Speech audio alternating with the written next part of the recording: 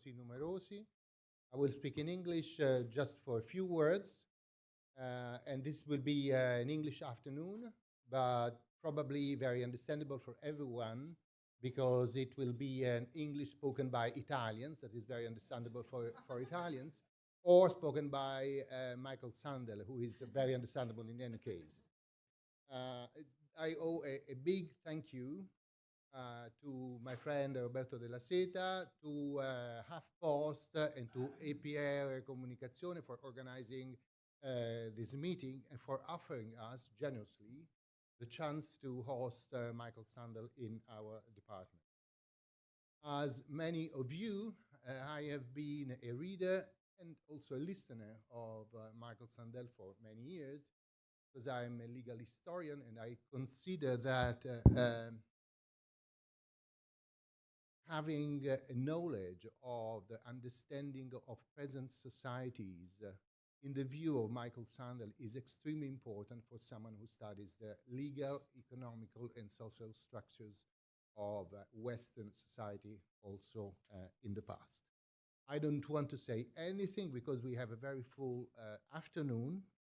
So I will hand over to Elena Ganaglia, a professor of this department and a scholar who very much engaged on the topics of equalities and inequalities, and also a former Harvard student.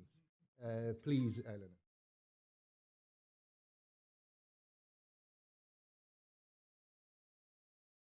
And to chair this meeting and to introduce Professor Michael Sandel. Just a couple of introductory remarks. Well, everybody knows him, but still I like to remember that he is Anne and Robert Bass Professor of Government at Harvard, where he teaches political philosophy. His books are very many. I just like to mention Justice, What Money Can Buy, The Moral Limits of the Markets, The Tyranny of Merit, Equality, What It Means and Why It Matters, with Thomas Piketty. And he also has recently won a very prestigious prize, the Berggruen Prize for Philosophy and Culture. I just like to say two personal remarks. First of all, I think Professor, well, probably everybody, is not very personal because this is a kind of a well-known fact, is a remarkable teacher. His classes are legendary, both online and in person. And so to think about Sanders Theater, which is a location at Harvard, where he has 1,000 students, for example, and is so able to foster participation by everybody. And it's very nice because you see people talk, students talk, and it seems like they are in the coffee house and they talk. But then Professor Sandel is so good in trying to bring back their opinion to political philosophy, to the text of philosophers, and to give, and to, in a way, to back their position on a solid conceptual framework. And I was all the time very much amazed by this capacity to listen to the different opinion, but then to structure their thoughts into solid philosophy. And I think this is a truly extraordinary talent and very unusual. Second, and I will almost finish because our afternoon is full of people who would like to talk with Professor Sandel, I just like to mention three contributions which for me are very important for progressive thought. The first one is the attention he asks us to give to the dimension of recognition when we think about equalities. Briefly, we think all the time about economic inequalities. Yes, inequalities in income and wealth are important, but inequalities in recognition are also very important. Meritocracy, for example, is problematic, not only because it offers a flawed justification of economic inequalities, but also because of its dark side, as Ferguson would say, because it kind of creates an aristocracy of talent, and people who are at the bottom do not feel recognized by those who are at the top. Second, I think he asks us to give attention to the communitarian dimension. For example, I used to teach public finance. For example, if we want to defend progressive taxation, we need to feel being part of a community where we share responsibilities with one another. And thus, it's very important to think about the creation of institutions that foster this sense of common belonging.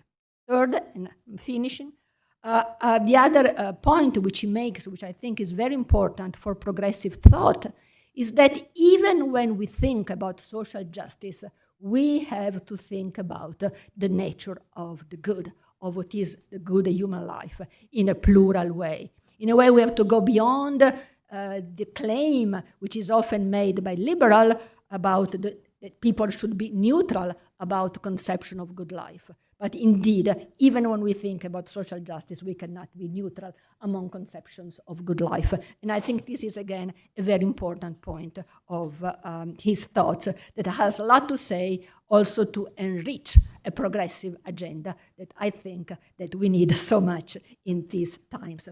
So that said, I, again, thank very much Professor Sandel and for being here, and Professor Conte to invite me to chair this meeting, and I'll give the floor immediately to Sara Menafra, who is an investigative journalist, and she is a deputy director of Open.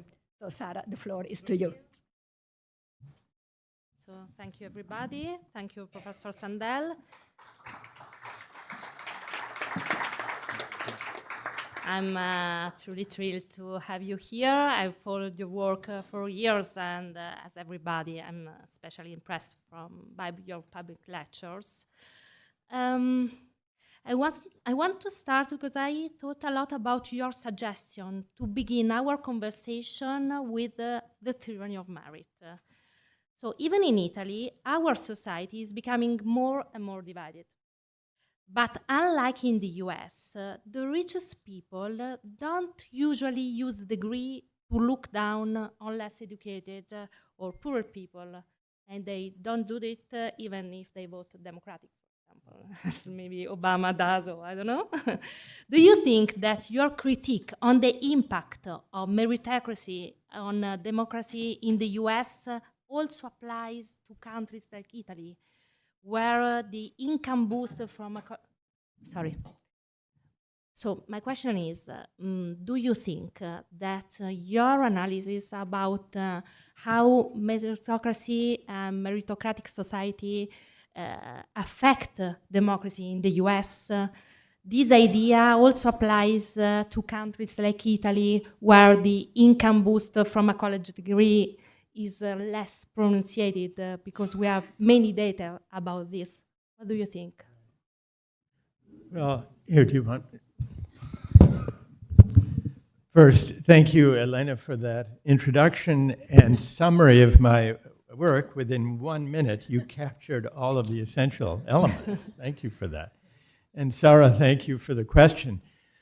To what extent does my critique of meritocracy, my worry about the tyranny of merit, apply in Italy, not just in the US and maybe the Anglo-American world? Well, you're a better judge of that, and everyone here is a better judge of that than I am. So I can only give you my hunch, but take it as an invitation to say what you think the answer to that question is. But to go back to the distinction that Elena just made, we have really two dimensions of inequality. And by we, I don't just mean in the US and in Britain, but I think also in Europe. But tell me if you think I'm mistaken.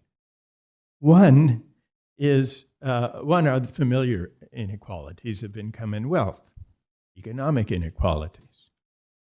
But what seems to be fueling the populist backlash against elites is a second dimension of inequality. Inequality of recognition, as Elena mentioned. There's inequality of income and wealth, and there is inequality of honor and recognition and esteem, dignity and respect.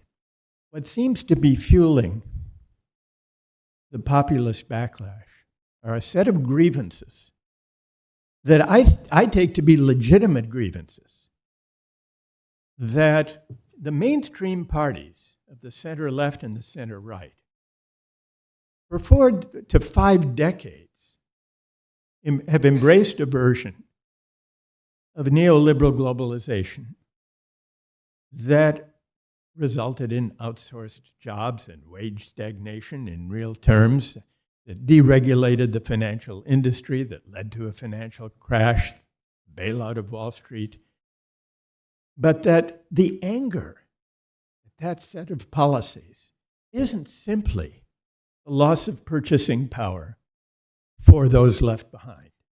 So that's a problem of fairness. But fairness is not the only, or maybe even the primary, source of the backlash.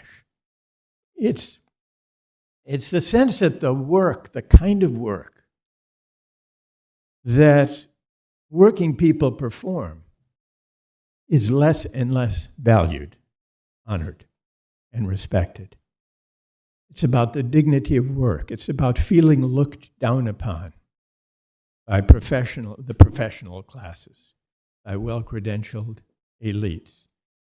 And if something like that is plausible, well, here's one argument in favor of that diagnosis, Sarah. The actual policies, the economic policies being offered by Donald Trump don't do much to help the working class voters who voted for him. His biggest achievement in the first term was a massive tax cut that went mainly to wealthy corporations and the rich, and very little to the working class voters who supported him. The same is true of the recent tax cut, and he's been attempting to try to get rid of the healthcare system on which many of his working class voters depend. And yet, for the most part, they've stuck with him. Now, if you think it's only about economics, that's a puzzle, hard to explain. But there seems to be another dimension, an expressive dimension, a sense of grievance that he articulates. And this, I think, has to do with the lack of recognition, with the loss of the dignity of work. And that, if that's right, then the political project that has to succeed the market triumphalist neoliberal globalization of recent decades has to be one focused on the dignity of work. I see your point, and but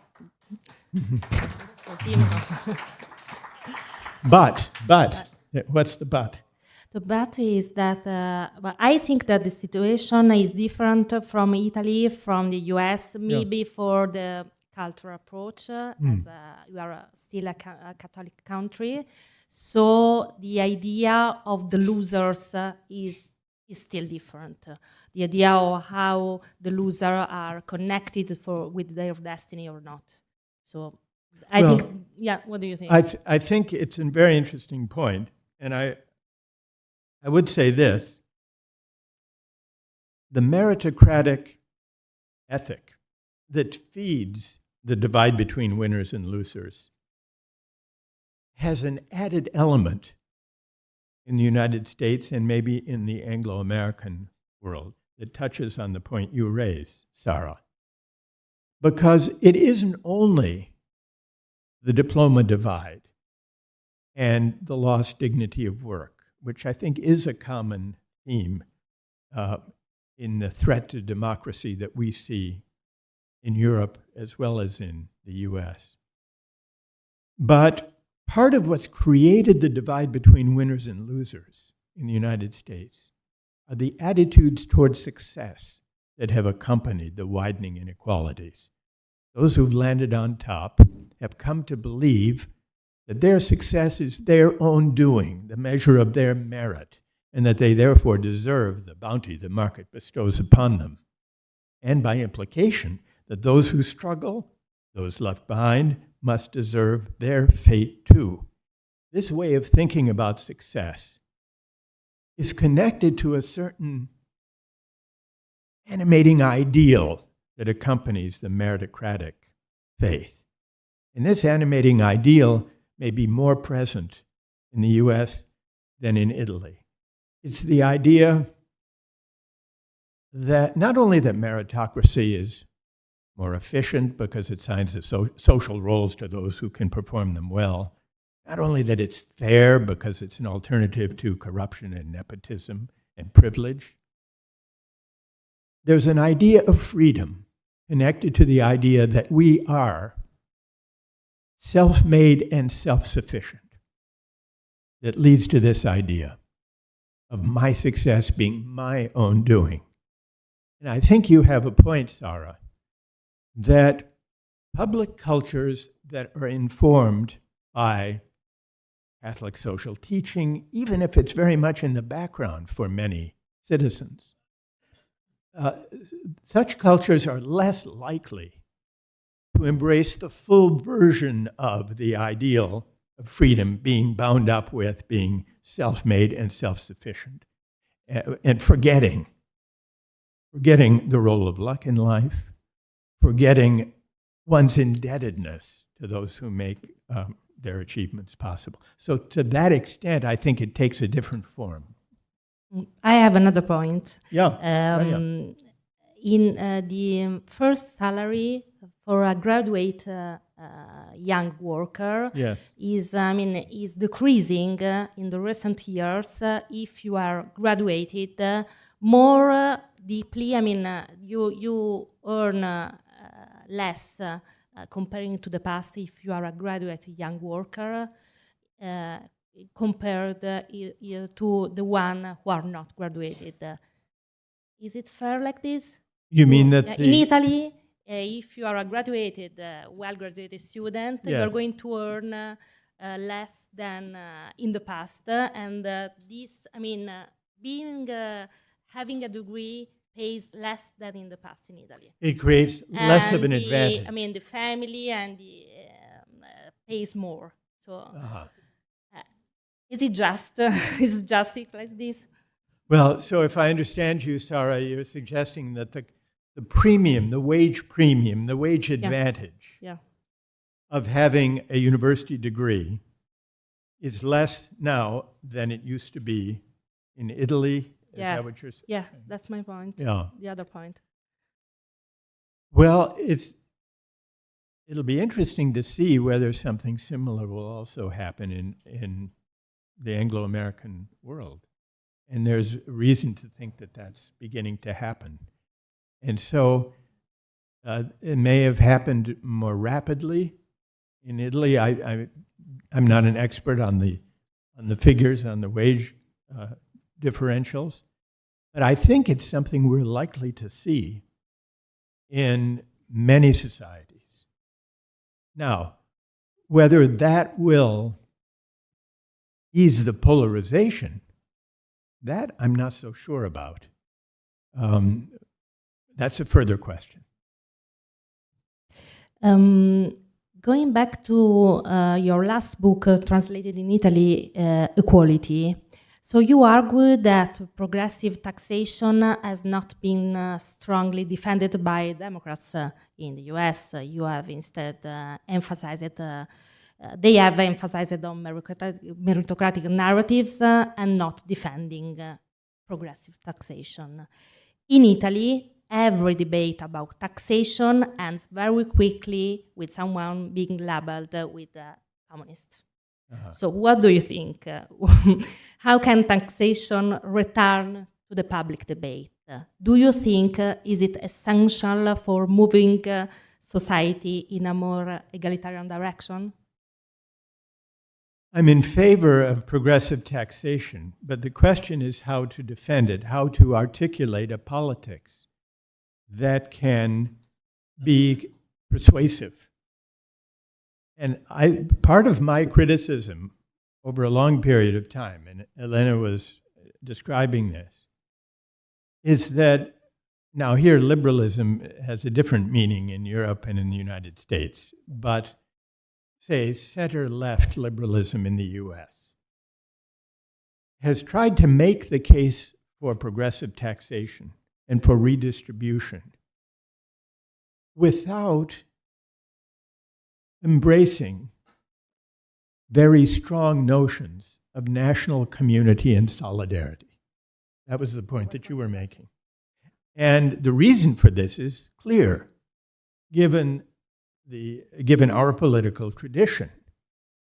It's easier, or it seems easier, to oppose laissez-faire libertarian ideas of the economy and of freedom by accepting the basic individualistic premise and trying to say that even without a strong sense of shared identity and common purpose and conceptions of civic virtue, even without those counterweights to market individualism, it's nonetheless possible through a social contract or an imagined social contract to arrive at principles of justice that require certain elements of redistribution.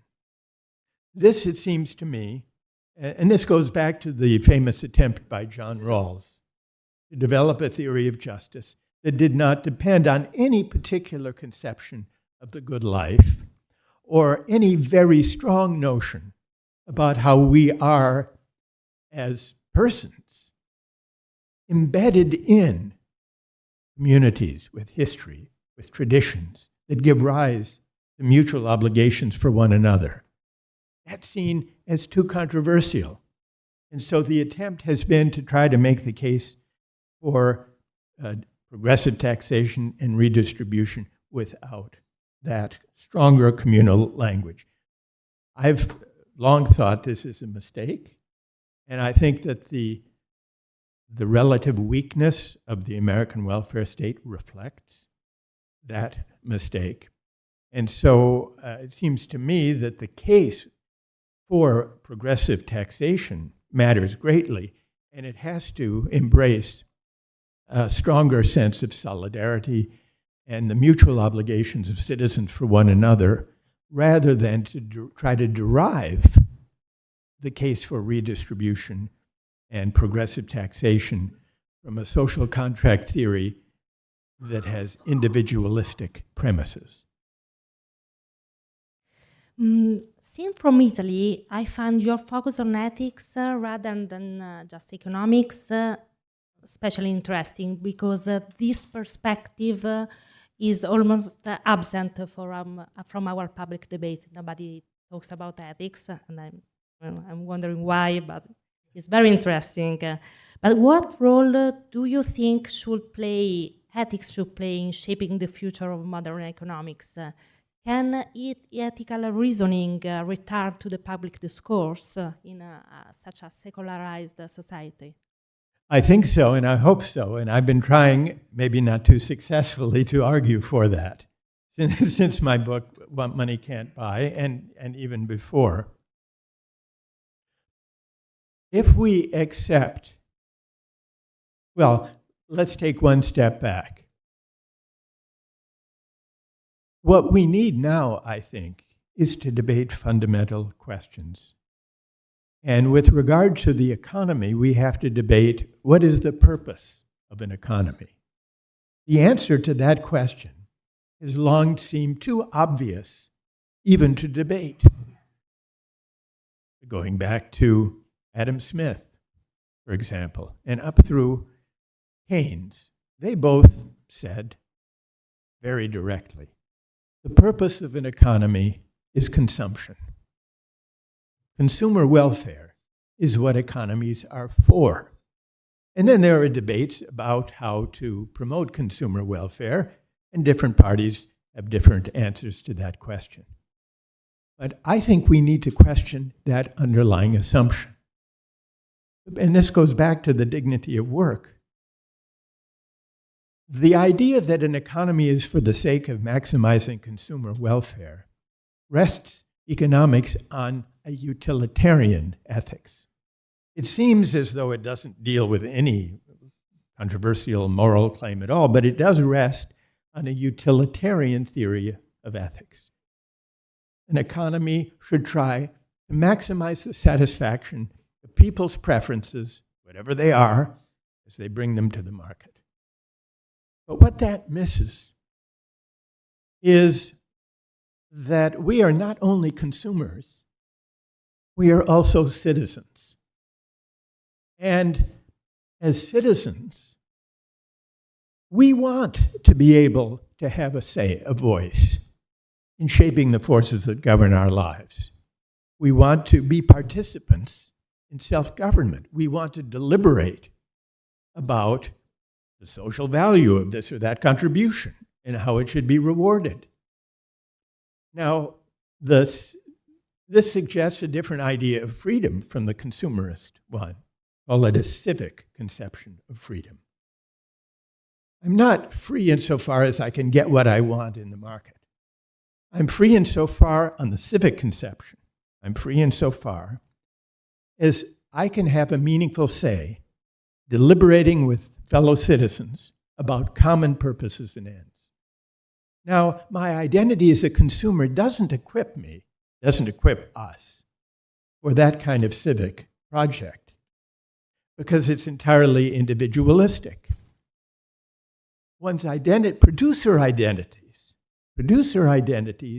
historically have been more central to the civic Republican, small r Republican tradition, because it's as producers that we contribute to the economy and to the common good and win recognition and social esteem and dignity for doing so.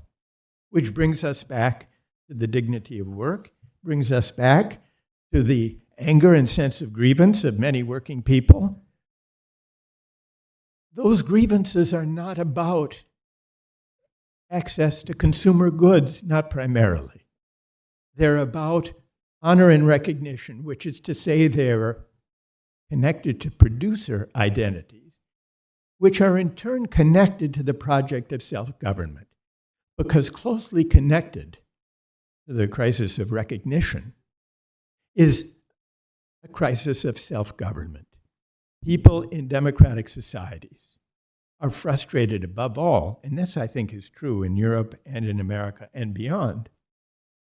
People feel that the project of self-government isn't working, that citizens don't have a meaningful say in how they are governed, that their voices don't matter. So this has been a long answer, Sarah, to your question about the economy and redistribution. But my suggestion is that we can't think of ourselves only as consumers. We shouldn't think of the economy only as for the sake of maximizing consumer welfare. We have to think of our identity as citizens and as producers, because this is how we work out as democratic citizens the social value of various contributions and the dignity and respect that should be accorded to everyone who makes such contributions. Maybe you answer partially now with this answer, but I see that your work, every book is connected to the previous one. So now when you choose to go from tyranny of merit to the theme of equality in the discussion with Piketty, which is the idea beyond shifting from tyranny of merit to equality with this discussion? I don't know if that it was motivated by a specific idea that departed from the tyranny of merit. This book with Piketty came about, well, we shared an editor and he suggested we sit down for a conversation for 3 hours in Paris and he would record it and make a book out of it. And the appeal for me, and I think for us, was to see how a philosopher and an economist with many shared sympathies what would be the similarities and differences in our approaches and in our points of emphasis in explaining the deepening inequality that we face and in imagining ways of dealing with it. And, well, you readers will be the judge whether we managed to identify or demonstrate how coming from economics and coming from philosophy lead to different points of emphasis. As my impression is that I seemed in the conversation to be trying to supplement concerns about inequalities of income and wealth with inequalities of honor, recognition, and social esteem, the dignity questions. I'm not saying we disagreed about either of those, but our points of emphasis were different. But you were as good a judge or I love any that book, but I'm not, because I love all your books and not because you're here, but it's true, so it's okay. But in the recent past, preparing this conversation with you, I've seen many classes, especially from justice, you know, how popular it is on YouTube. And I was impressed from a lesson in which your students, was just a few years ago, but students were discussing about the impact of computers, was not AI at that moment, Right. on research and on students. And that group of students, there were many people, and the overwhelming majority of that class said, I don't want to be judged from a computer. To be graded. Yeah, Their exam to be be graded. evaluated Yeah. from a computer. Yeah. You asked, as you do in your lesson, to ask students to participate to debate. I think is really interesting and like Socratic way of discussing philosophy. And at that point, you see, the overwhelming majority was against being evaluated from the computer. Right. Do you think that students have changed their mind? And what's your idea of if they are losing something, shifting to be more, to feel just more comfortable in the relation with AI? With AI. Well, the big challenge that all of us face in universities is how to evaluate essays and written work from students, especially if we think, when we read it, maybe this was produced by AI. You've probably wrestled with this question. And I think this is going to lead to a change in the way we examine students, maybe a greater emphasis on oral examination, for example. But it's a challenge. And the question now is, a colleague of mine said that if the students insist on writing essays and exams using AI, then the professors should be allowed to grade them using AI. And then, but it's worth thinking about that. That's not only a kind of annoying thought of retaliation. Think of what that imagines, what that scenario imagines, that the activity of teaching and learning is transformed from both directions. That instead of learning, students make use of AI, and instead of evaluating, critically analyzing the student work, the professors rely on AI. It's as if we each assign to our AI agents the activity of teaching and learning. It's not only in the domain of education, because I've read about dating apps that use AI, not just to identify who will be a good match, a good potential date or partner, but also to actually have the first date with an AI avatar. Have you heard of this? Where you can, if you find someone online who looks like they might be interesting to meet, but people are self-protective. Why take unnecessary chances? So they can have, and I think the dating app now, some of them provide the option of having the first conversation, instead of being over coffee, can be with your AI avatar. And then you can see how it works. If it looks like a good conversation, then maybe on the second date, you can actually appear in person. So it's analogous to the scenario we're imagining in education. But what this suggests, it may be self-evident, is that the real ethical question posed by AI, beyond the loss of privacy, beyond deep fakes and misinformation, beyond inequality, beyond robots coming from our jobs. This is what we debate. But the deepest worry about the ethics of AI is whether they will lead us to confuse virtual community and human connection for the real thing. That's the question. And these two scenarios, where we assign the task of human relations, teaching and learning, dating and meeting, to our AI delegates, illustrate the blurred line between what's actual and what's real in human relations. And what do you think of the use of AI in research and in philosophical research, for example? In research?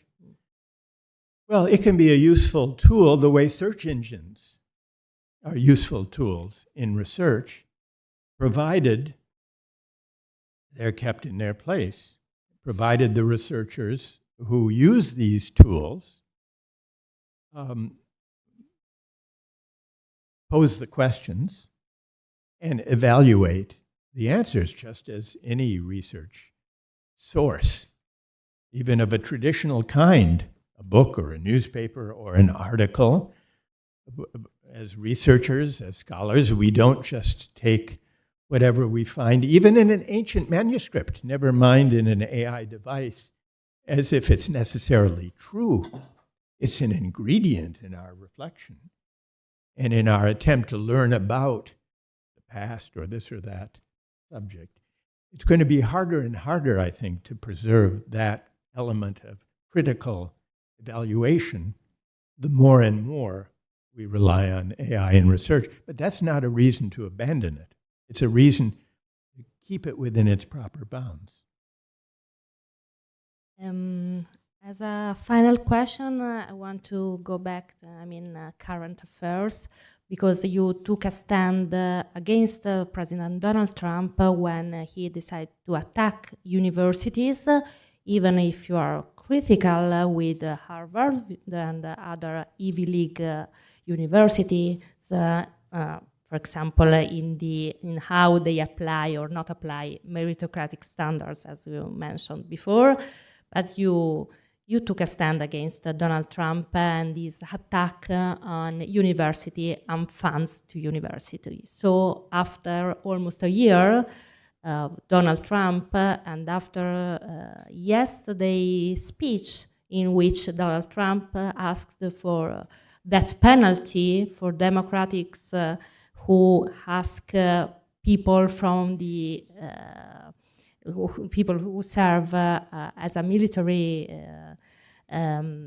to use constitution, so to refer only to constitution when they work. What do you think of this first year of Donald Trump's second administration? It's worse than the first. And that's because in his first administration, he didn't really understand how the government worked. But in the 4 years that he's been out of office, he's found people who do. And so he's been much more effective this time in achieving his aims.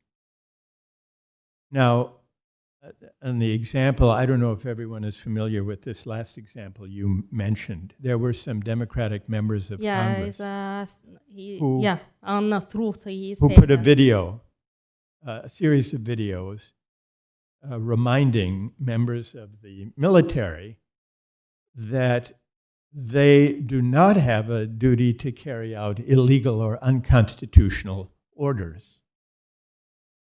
And many of the members of Congress, Democrats, who participated in these videos were themselves veterans, former members of the military, members of the Senate and the House. And Donald Trump wasn't happy about this, and so he said they were guilty of sedition and so on. I think that's his kind of tendency to lash out with outrageous statements.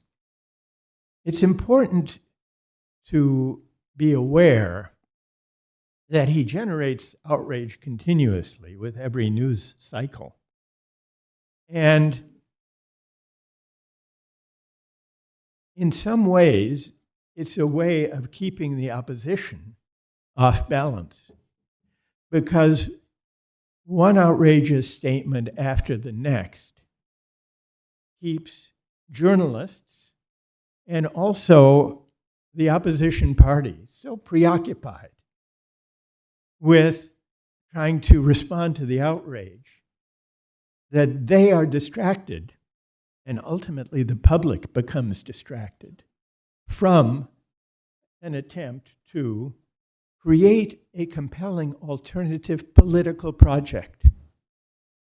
That's the only way that the Democratic Party will effectively oppose Trump. To find a political project that speaks to the legitimate grievances we were discussing earlier.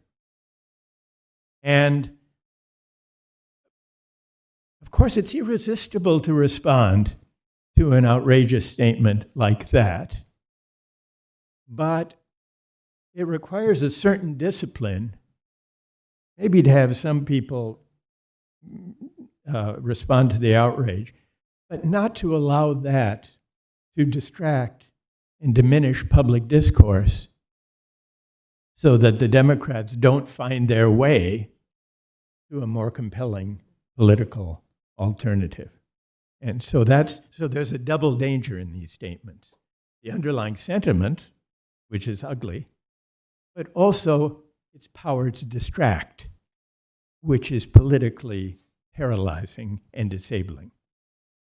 The very last question is just to complete your answer. But do you feel that universities are preserving themselves, and because we hear about students and professors teaching or living in the universities in the US and feeling like very, very scared as they explain the situation to us in Italy. Right. Is it like this? And are they working on preserving, their minds and their research and their discuss with students or not? There are two main forms of attack that Trump has enacted against the universities. One is about funding, withdrawing federal funding that's already been granted for research projects, most of it in biomedical research, not politically controversial. The other, trying to cancel or eliminate visas for foreign students. There are other elements of the attack, but those are the two most significant and damaging ones. In fact, and so as to the fear, the fear, I think, is strongest, understandably, among international students who don't know what will be the status of their visa and their permission to study and engage in research. Fortunately, a federal court reversed Trump's attempts to cancel student visas, but the situation is still in flux, so the fear and the concern, especially among international students, is understandable. And of course, the entire university community has a stake in this. It isn't only foreign students who care about preserving the international character of places like Harvard. It's to everyone's benefit. I think it's important generally for universities to not to capitulate to unlawful demands, because the attacks on universities are part of a broader attack on institutions of civil society, an attempt to project power from beyond the government to universities, to law firms, to the media, to cultural institutions, all of which have depend for their flourishing on autonomy and independence from government control. And Trump understands this, which is why he's trying to exert control. But it's all the more reason why, especially the wealthiest and most powerful universities, should use their power and their resources to resist this threat and to preserve their autonomy and independence. Not only, I should add, not only because the universities need autonomy to flourish, but democracy requires that there be institutions within civil society that are independent of the ideological control of the government.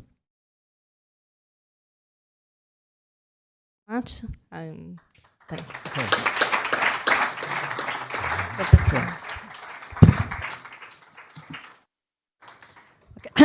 Okay, we didn't have 3 hours as Professor Sandel and Piketty had in Paris, but I think that in this half an hour that we had, we did quite a lot, because we, in a way, dealt with the domain of justice. We talked about redistribution and also what is called the pre-distribution, or what I prefer, democratic justice, economic democracy. We have talked about the content of social justice, and also we have talked about the conditions that may ease or hamper the possibility to reach social contract. And then we had also some nice detour on virtual dating, which was unexpected, but still it's some useful thinking, and also current policy issues. So thank you very much for this rich half an hour. Now I'll give the floor to my colleague, Maria Rosaria Marella. She's a professor of private law, and I'll ask her to react to what has been said today, or to what you have been reading about Professor Sandel's book, or asking in questions. So Okay. the floor is yours. So, thank you very much, Elena. Thank you very much to Emanuele Conte and Roberto Della Seta for inviting me. I'm really honored to meet you and to listen to your thought. It's not working? Okay. As a jurist, I'm truly fascinated by your discourse on equality, because it weaves together different aspects of equality, not just legal or economic, but also symbolic and moral. And this is something that jurists usually miss, usually overlook.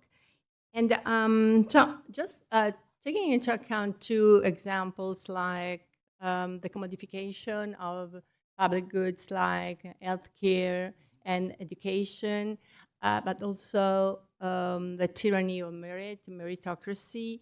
Of course, these 2 phenomena produce inequalities, but they produce also meaning. And this is extremely fascinating to me, because they changed completely the function and role that and the social perception of what these public goods are and what the role they should play.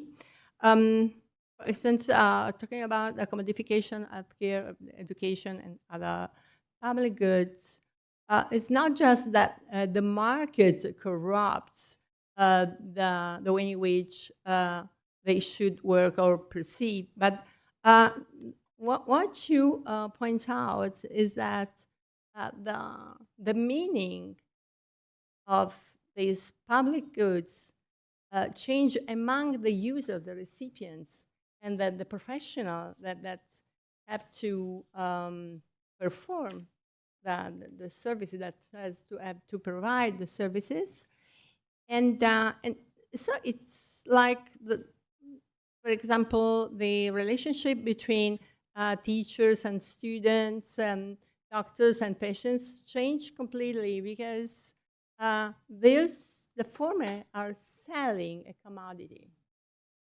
And this, of course, this disrupt social cohesion and the sense of the common good.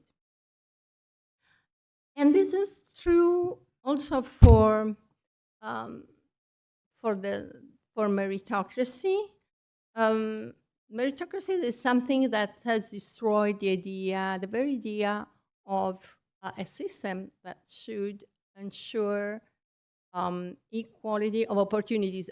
Although you debunks the cruciality of this idea in your book, at the end of the book, The Tyranny of Merit, because you said that at the end of the day, the equality of opportunity is not enough. Because it's not enough. I don't want to, just to clarify, I don't want to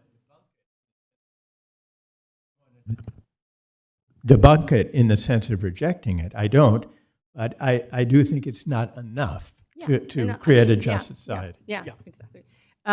Yes, because what social cohesion needs is recognition and respect and dignity, is not just to promote mobility upwards. This is not the goal, the true goal of democracy, but that everyone has to have a dignifying life. And yes, but what a merit produces is not just inequality, but is a toxic narrative, as you were saying, according to which the society is divided into two groups, and a hierarchical order of winners and losers. And the losers are not just worse off because they are at the bottom of the ladder, but also because they feel guilty and humiliated. And also, this toxic narrative produces a second effect, which is to conceal what are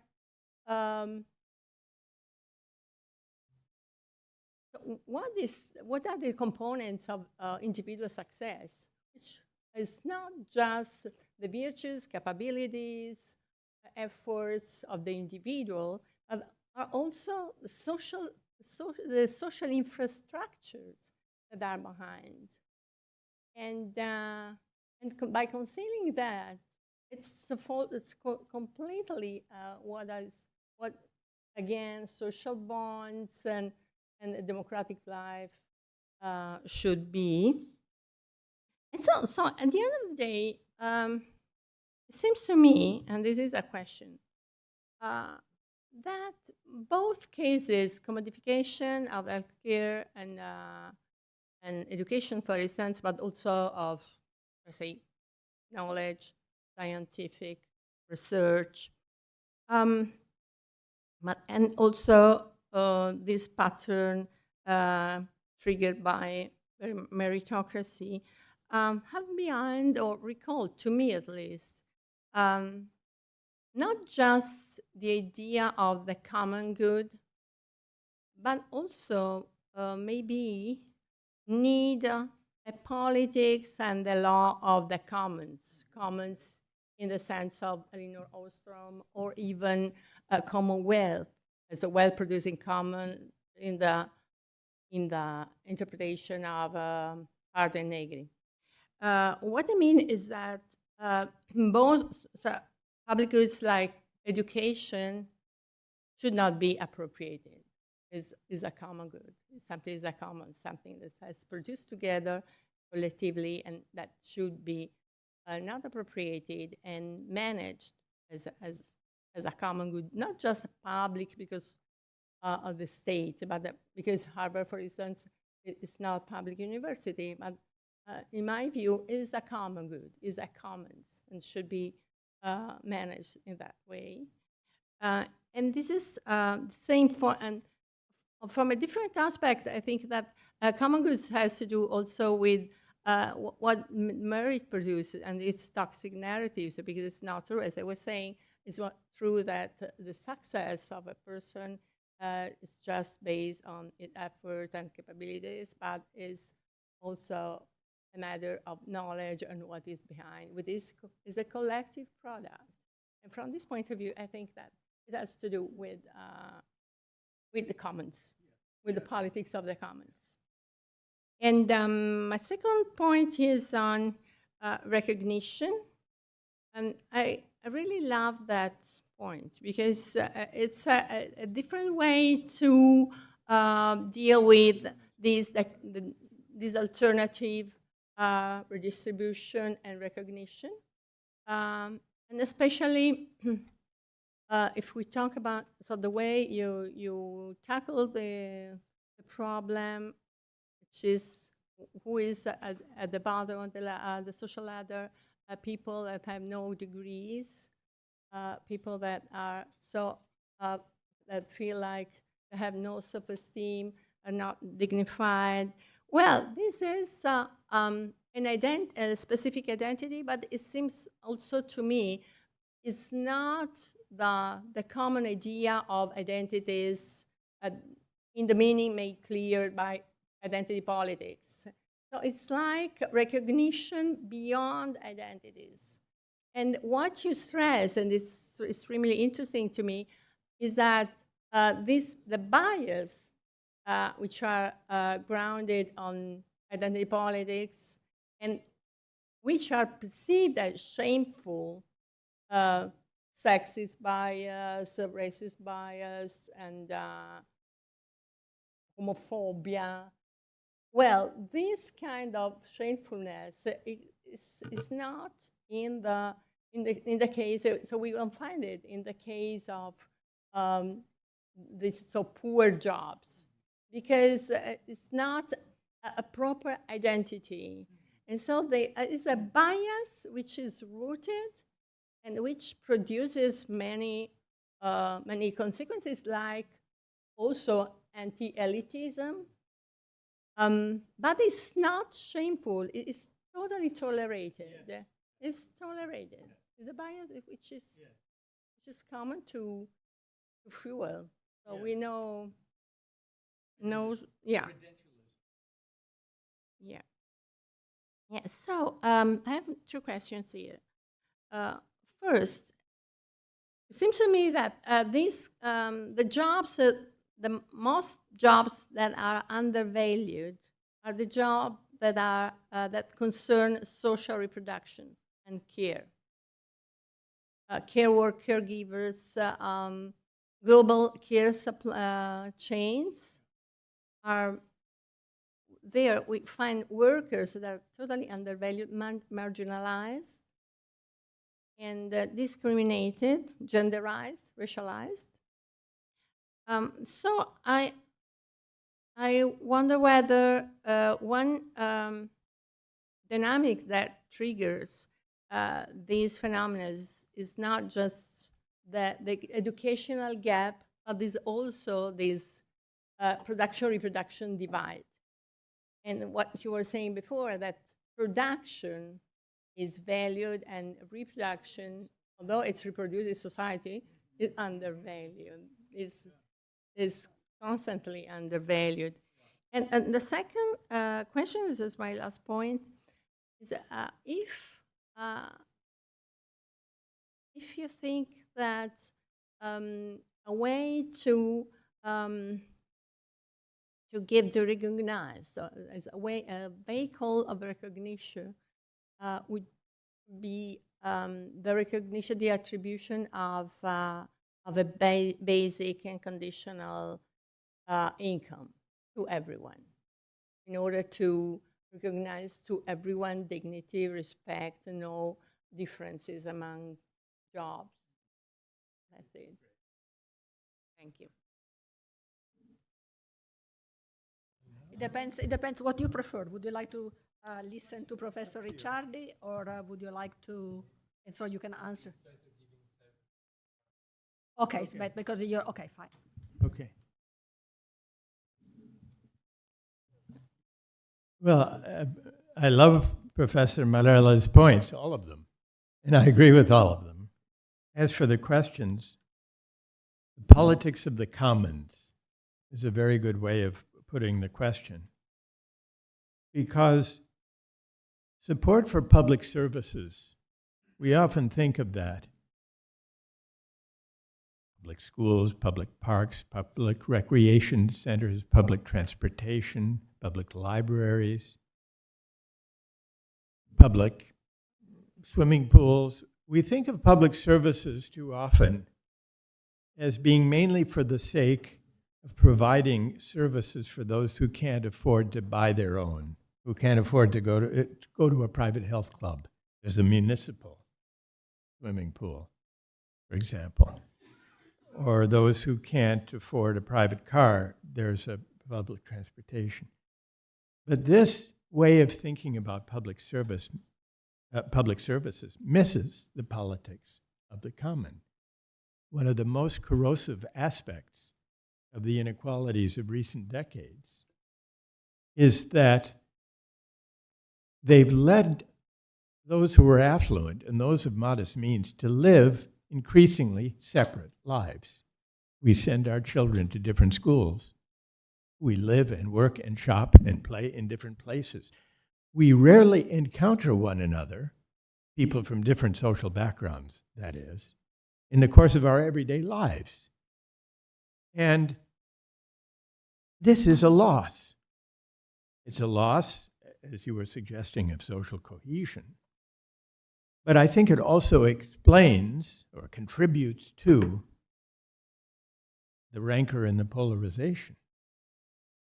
And so what that suggests is, beyond considerations of fairness and redistribution, important though they are, we need a politics of the commons in order deliberately to build a civic infrastructure for a shared common life, to create settings, public places and common spaces that will gather people together in the course of their everyday lives.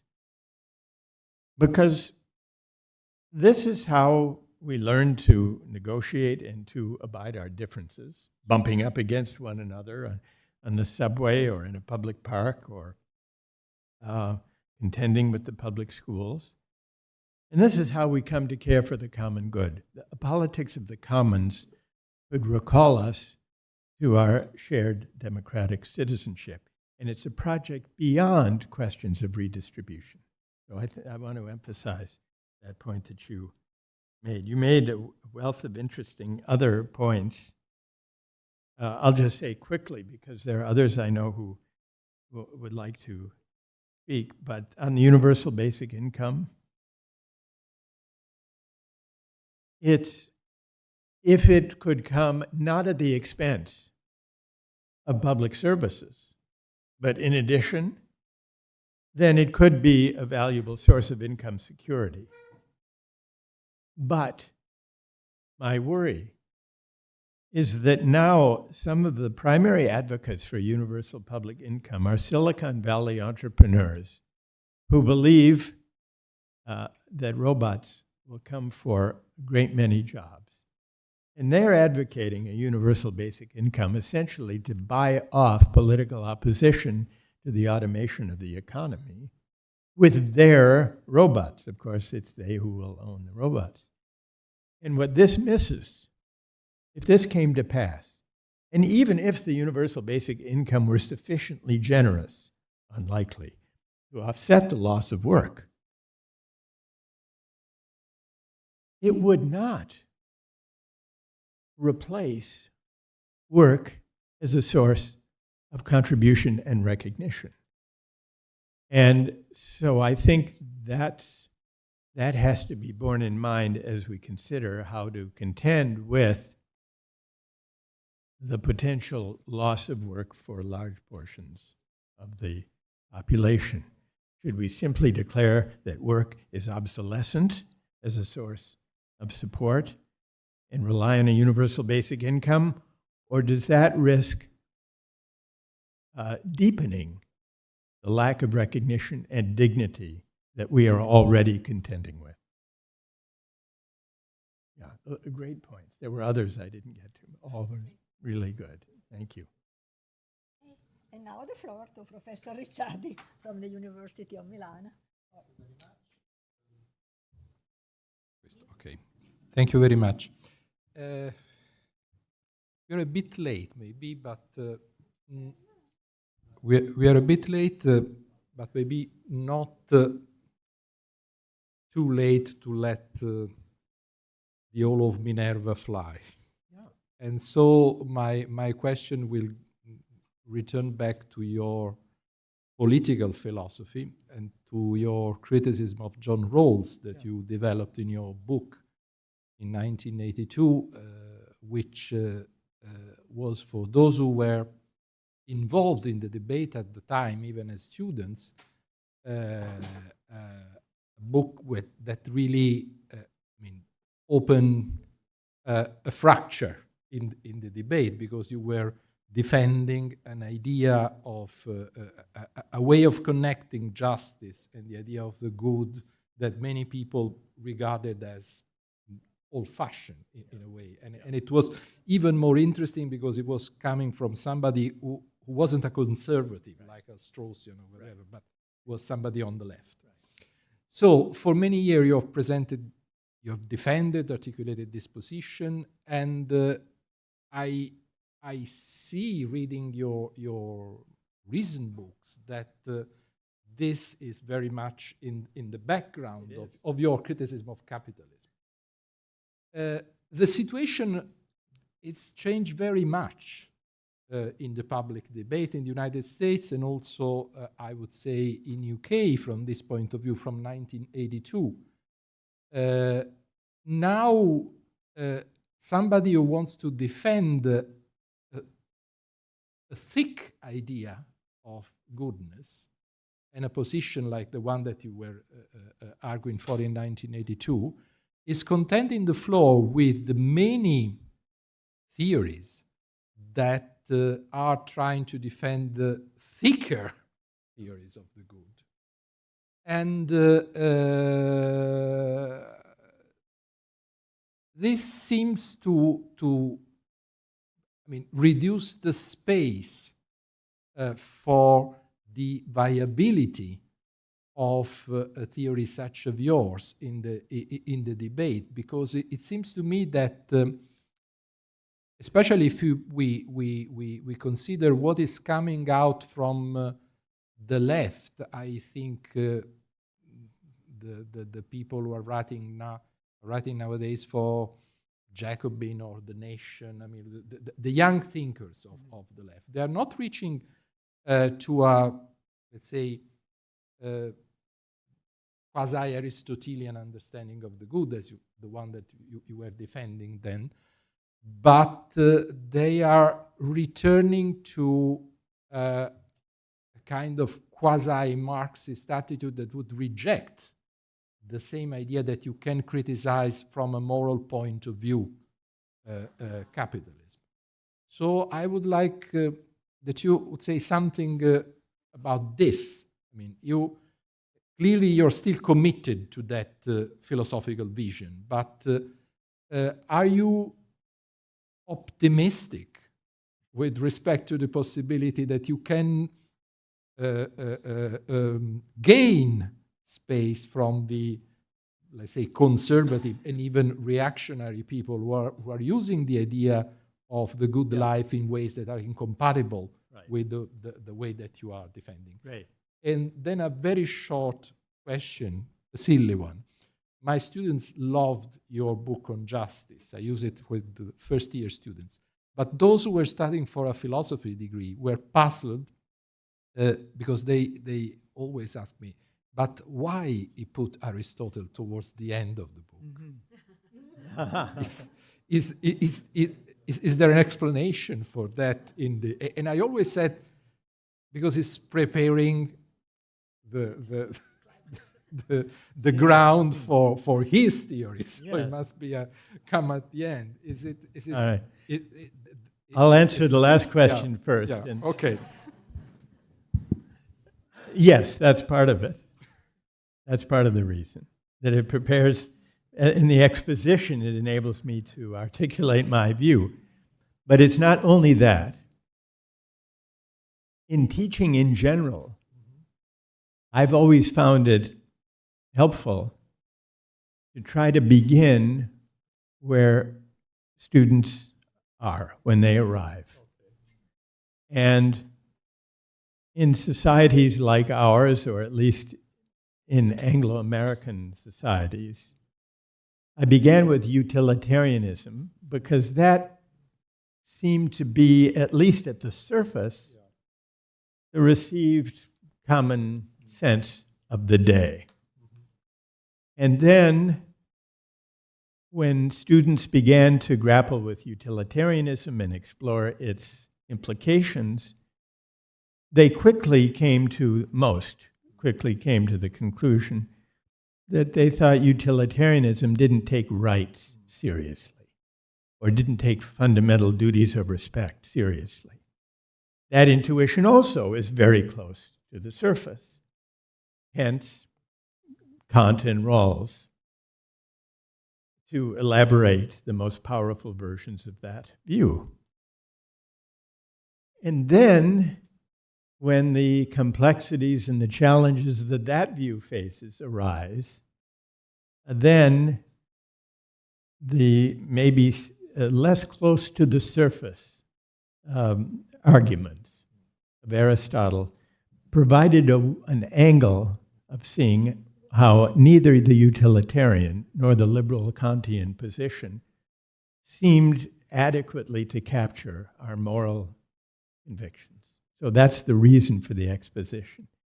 Begin with students, and for that matter, in politics, one's audience, you got to start with where they are, and then see how the discussion goes. On your philosophical point, it's true that in the backlash against markets, neoliberalism, and more broadly against the idea that government can be neutral toward competing conceptions of the good, the primary form that backlash has taken politically has been from the right asserting very different and much more dangerous, to my way of thinking, conceptions of politics and the good life than I would favor. That's not an argument, I think, to go back to liberal neutrality. That was the noble experiment that failed, and that was, according to me, rightly or wrongly, philosophically flawed. But more than that, my argument, I had two arguments against the liberalism of neutrality.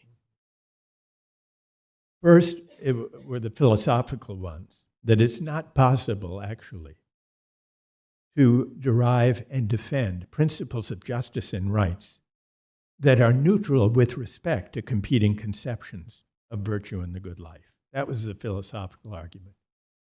But the political argument bears on your question more directly.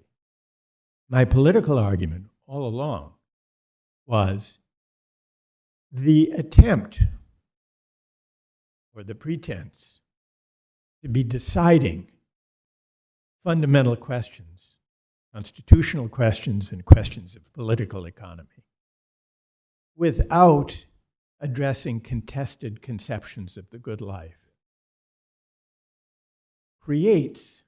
is bound to create a hollowed out kind of public discourse that is unsatisfying, that lends itself to, well, at the level of pretense, it lends itself to technocratic or market-oriented ways of adjudicating controversy or avoiding underlying controversy.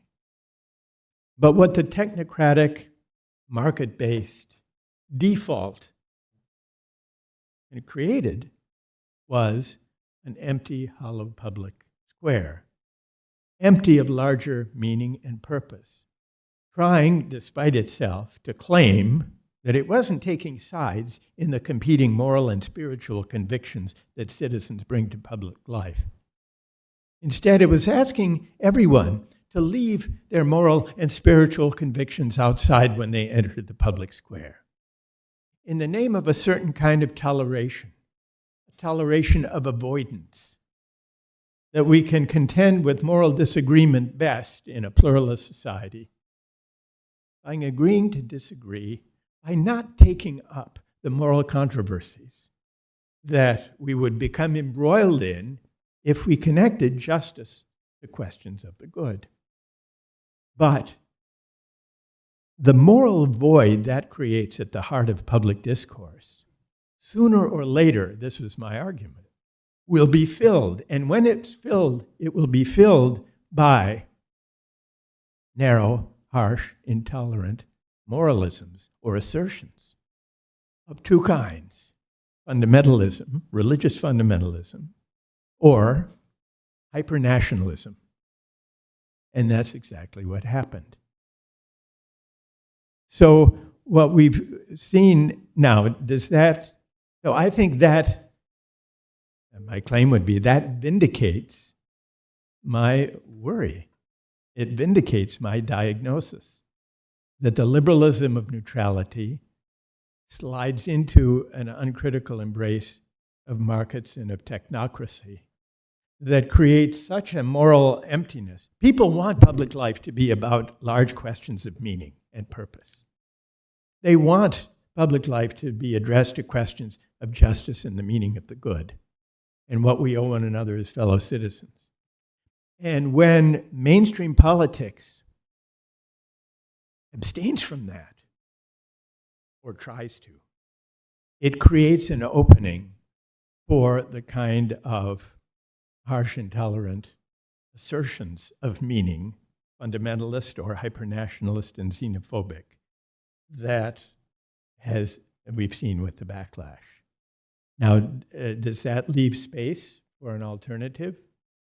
Well, I think it vindicates the kind of alternative that I've been proposing without prevailing, but maybe now that people's attention has been seized by the peril to democracy that has resulted, there may be some, well, I think we have to try to make space. Am I optimistic? No, but I would distinguish between optimism and hope.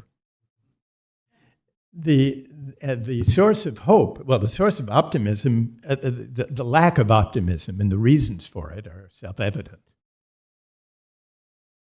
But the ground of hope is that everywhere I go, engaging in public discussions, as well as engaging with my students, my own students, I find there is a great hunger for a better kind of public discourse, for a morally more robust kind of public discourse than the kind to which we've become accustomed. People want the opportunity to reason together and argue together and debate together in public about big questions to do with ethics and values and conceptions of the good life. And so that's the ground of my hope, even though I can't say that at the moment I'm very optimistic. Thank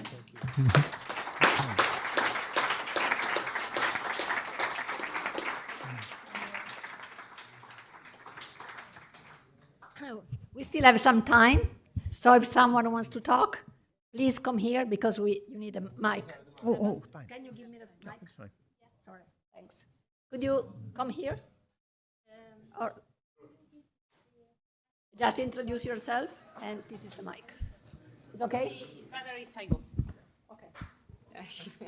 Because for everybody, so maybe I can move around. You're going to move around? Yeah. Thank you. My name is Andre Marmor. I'm a professor of philosophy and law at Cornell. My question relates to something you mentioned almost in passing, but it's a theme that probably goes back to your first book. It's kind of the communitarian strand. And the argument was that it's difficult to justify progressive taxation and the welfare state without solidarity, social solidarity. Yeah. And that raises two concerns in my mind. One, which is the use to which this argument has been put by our colleagues like David Miller, not sure about you, to argue against immigration, open borders. Because we need social solidarity to justify the welfare state, so we can't allow those other people to come in. So that's one concern. The other concern is diagnostic. So you say that the MAGA phenomenon, Make America Great Again, Trumpism, has to do with the loss of dignity for labor. I think it has to do with the loss of dignity for solidarity. What these people, what the MAGA people complain about, and the reason they vote for that crazy fascist, is not because they think that their labor is worthless, because they lost their solidarity. And that's what they are claiming back. Of course, it's racist solidarity, it's nationalist solidarity, it's religious solidarity, but that's what they care about. So can we, acknowledge that liberalism and solidarity are at odds, and one has to make some tough choices? Well, thank you for the question. I'm sorry, I forgot. Professor, I didn't hear your name. Professor, what's your name? Andre Marmol. Okay, thank you for that. Well, I do think that you're right that there's a tension between liberalism, at least conceived in a certain way, and solidarity. I would not say that there's a necessary conflict between pluralism and solidarity, but if by liberalism you mean the liberalism of neutrality that we've been discussing, then clearly there is. Okay. So let's take the issue of immigration. I think and this I think is implicit in your question, what makes immigration such a potent issue for figures like Trump in the United States and right-wing populists in Europe? It isn't only the fear of job loss or lower wages through competition. That may be true in certain sectors and in certain border areas, but immigration is far more potent an issue, well beyond the places where there are many immigrants, in fact. And so this requires an explanation. It must stand for something beyond the threat to jobs and wages. I think what it stands for is, and here I think I agree with you, it stands for people's hunger for community and fear that it's slipping away. Community, solidarity, patriotism. Patriotism has become the property of the right. I think that center-left parties and progressive parties make a great mistake to cede patriotism to the right. There's almost an allergy to patriotism on the left and on the center-left, understandably, because in the current political climate, it's associated with xenophobia, us versus them, and harsh border policies, and the deportation of immigrants. But I think that to revive progressive politics or social democratic politics, it's necessary to reappropriate and redefine patriotism, not to ignore it. Because, the social democratic politics has a long tradition of appealing to solidarity. The European welfare state was built in large part on an ethic of solidarity and a sense of what we owe one another as fellow citizens.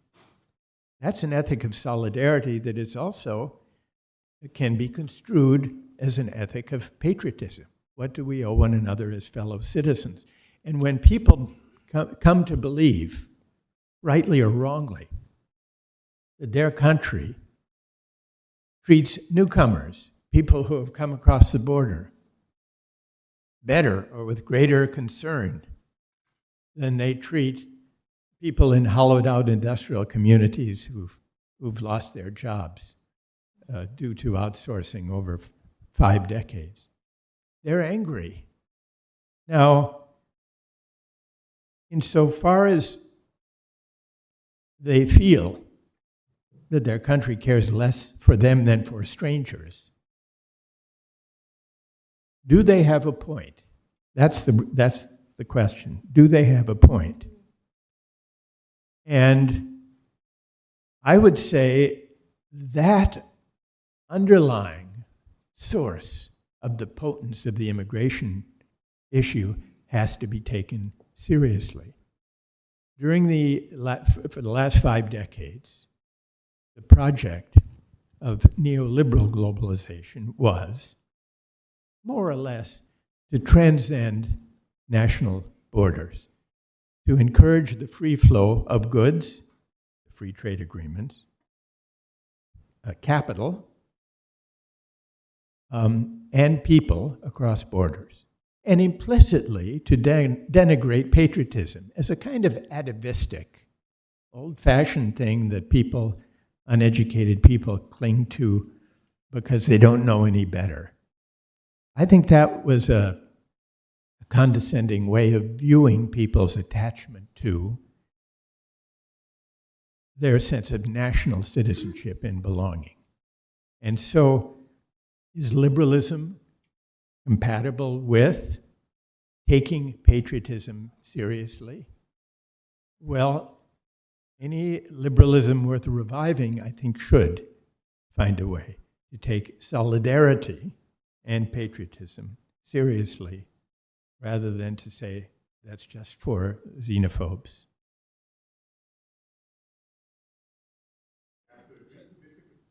Okay.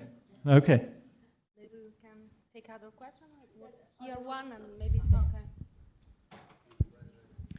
Good evening, everyone. Good evening to the panelists and Professor Sandel. I'm Salvatore Morelli. I'm a professor here in public economics in this department. I'm also an economic inequality scholar, and often I'm confronted with the question of why do we care about inequality and why do we care about social justice? And the classic economic view on this question is that often economics should not necessarily deal with social justice issues, and we should only focus on efficiency issues. And I do obviously see the point of this statement, and the reason is because social justice requires, actually, in order to talk about social justice, you need more heterogeneous social judgment and individual judgment on morals, and it's harder to find a consensus on those judgments. Right. And therefore, we should shy away from those topics. Right. I'm pretty sure that this topic is pretty strong in your department and in general in the US. And often economists are confronted with similar questions, and there's often a debate with philosophers. How do you often respond to this question, or how you would respond to this question? Well, I do encounter this, this argument quite frequently from my economist colleagues, and have invited them into my courses over the years to debate these questions. The argument for sticking to efficiency and to setting aside contested conceptions of social justice because they're contested, I think that is a powerful impulse among some economists who want to conceive economics as a value-neutral science of human behavior and social choice. Not all economists see their subject in this way, but many do, at least many of the ones in my neighborhood. And I think that viewing economics that way, as a value-neutral instrument, is mistaken for the same reason, similar reasons to the ones we were discussing about liberal neutrality as a political philosophy of liberalism, Rawlsian liberalism. What they share, and Rawls shares this, though he believes in social justice, has a theory of it, but what he shares with the economists who hold that view is the idea that in pluralist societies we disagree about, well, in his case, the good life, in your example, the meaning of social justice. And therefore, we should stick to economic models that address efficiency and not, as economists, engage in moral contestation. Leave that to the political philosophers and moral philosophers in a kind of division of labor. I think that's a mistaken way of conceiving economics. And because there are too many questions. If economics wants to have anything to say about the systems that should govern the allocation and the valuation of goods and social roles, it can't avoid questions, moral questions. And so in general, I think economists need to overcome their temptation to view themselves as a value neutral, as participating in a value neutral science, and reconnect with an older tradition of moral and political economy that runs from, well, despite their ideological differences, runs from Adam Smith and John Stuart Mill to Marx. They all understood economics to be a subfield of moral and political philosophy. And so I think that's the mistake that we've made today by trying to define economics as an autonomous discipline from that longer tradition. You agree? You agree?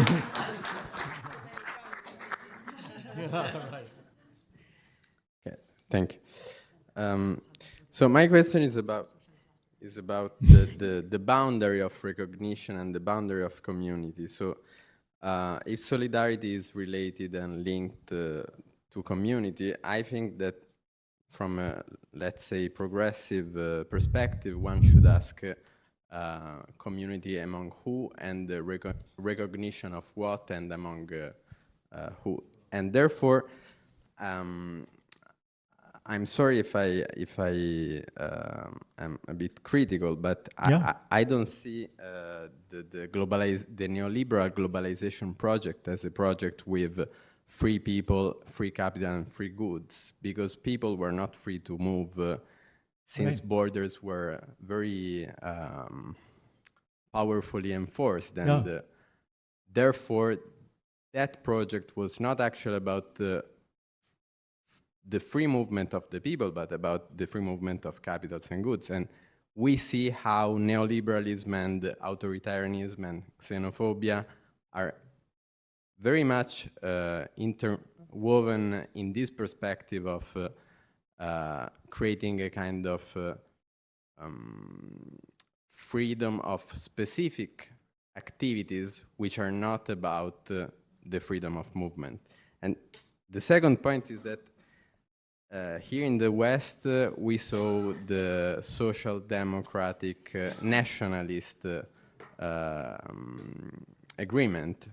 And this agreement relied on the exclusion of racialized people and colonized subjects. And also it had a sexist dimension. We know this. But therefore, I would wonder if it is true that there is a distinction between patriotism and nationalism, or if these are two ways of, let's say, conceiving the same idea, that is, that solidarity is limited to a certain community and to a specific culture. And therefore, since we were witnessing this rise also on the left of populism and nationalism, I really wonder if this is the right political perspective that we should embrace. Thank you. Okay, very good. You got two questions there. They're related, as I understand it. First, a clarification. I agree with you that we have not had the free movement of people during the age of neoliberal globalization. So if I left that impression, I was describing an ideological picture that depreciated the significance of national borders, but clearly there was an asymmetry between the mobility of capital and the mobility of people. Capital became more mobile than labor, which accounts for the wage stagnation and the job loss and displacement. So that point needs to be emphasized. And there are a couple of ways of dealing with that. One would be to rein in the unfettered movement of capital, which I think we've seen some tentative attempts to do so, and we've certainly seen a turning away from the free trade agreements that led to the free flow of goods across national borders. Now, I don't think it would be, but maybe we disagree about this, I don't think you could solve the problem simply by bringing about the free movement of people across, the unfettered flow of people across borders alongside the unfettered flow of capital. I don't think that would be an adequate solution. I don't think it would lead to a progressive politics. I don't think it would lead to greater justice for working people. But this takes me to the second part of your question, which is an important one. The ethic of solidarity. Must it be restricted to a particular, in this case, national community? Or can it have a more global or universal reach? There are at least two familiar answers to that question. One answer is yes. We can only really identify deeply enough with people close to home. And we can only really care about people close to home with whom we share a common history, common life, common traditions. And therefore, solidarity can only ever be, at best, a national project. Some would say even more local than that. The second answer is solidarity can and must be universal. It must speak to what we share as human beings as such. The solidarity of humankind is the only solidarity worth aiming at. That's a universalist or cosmopolitan moral ethic. I don't subscribe to either of those. I subscribe to what you might describe, the third alternative would be a dialectical view about how identities are cultivated. Or maybe, better yet, a pluralist view about how solidarities and shared identities are cultivated. I think it's generally true. Well, the reason I resist this alternative number two, the cosmopolitan solution, is that we learn that the love of humanity is a noble sentiment and we should aim at it. And there are certain duties we owe human beings as such, whoever they are, whatever their nationality or community or faith or tradition. But we learn to love humanity not in the abstract, but through its particular expression. The way we come to care for our fellow human beings is by learning to care for those with whom we share closer bonds, families typically, and beyond families, local communities. And sometimes communities of shared concern, many labor movements. Roberto, you have to hear that many labor movements depend on local solidarities that can, at their best, point outward beyond themselves. But they have to be grounded and rooted in particular activities, histories, struggles, engagements, in order to have effect and to motivate people. And then there is time and sometimes scope for broader alliances and allegiances that can grow out of those particular solidarities. So I would say that we need to try to work out an alternative, and various pluralist accounts of solidarity have tried to do this, between those who see solidarity as fixed and final and local. That's too parochial. And a cosmopolitan ethic that's so abstract that it's very difficult to summon much allegiance.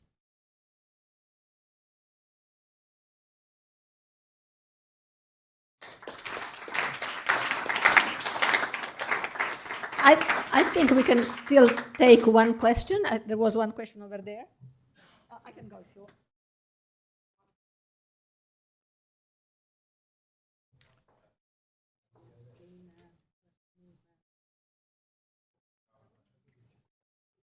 Should leave here another 6 or 7. By the time I get to the last question. Yes.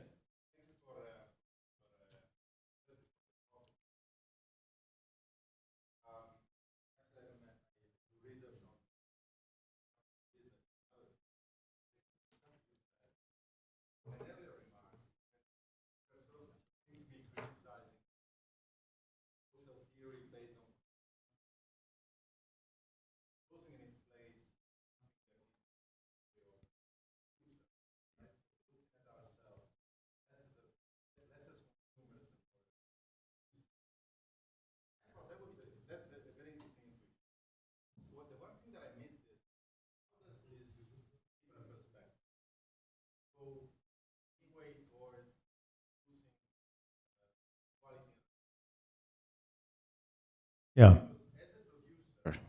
My product may be not that much valued in the market, right? And so how does that reduce inequality in your theoretical framework? Right. Good. That's really important. It requires challenging a further assumption, which you mentioned just at the end. It requires challenging. Let me put it this way. A producer ethic is only conducive to a civic conception of freedom if it's combined with a rejection of the common assumption that the money people make is the true measure of the value of their contribution to the economy. We easily slide into that assumption, even though we sort of know better in our reflective moments.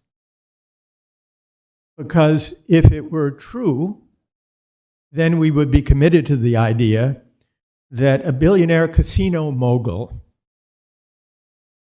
contributes 10,000 times greater value to the economy and to the common good than a school teacher or a nurse, or for that matter, a doctor.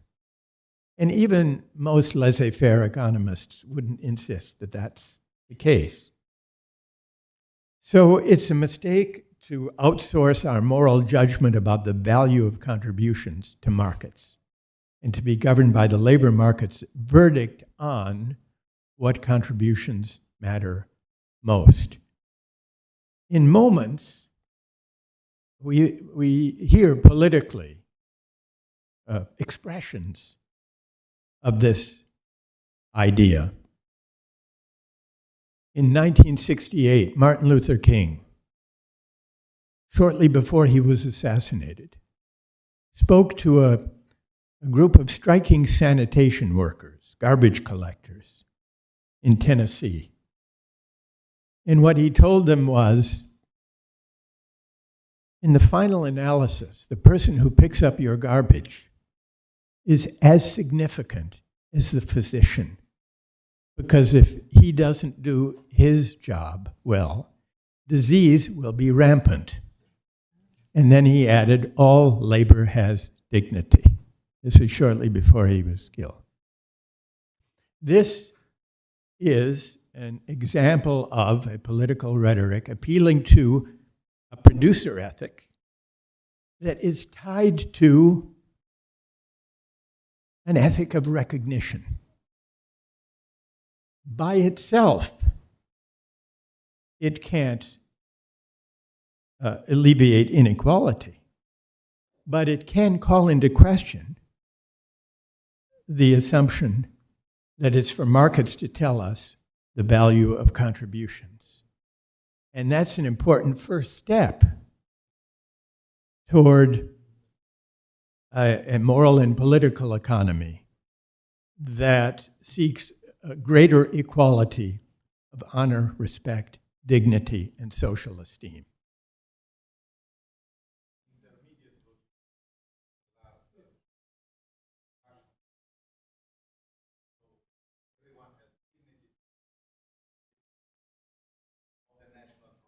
Yes.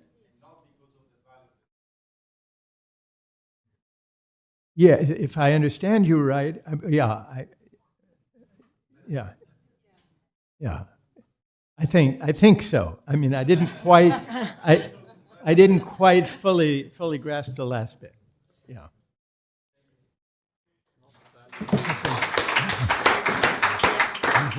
Okay. I think I can talk on behalf of all of you. We had a wonderful Friday afternoon, and I think for this we should be very thankful to Professor Sandel, to our panelists, and to Conte and Della Seta who organized this meeting. Thank you, and to all of you. Of course. No, not at all. Sarah with or without an H. Sarah like that.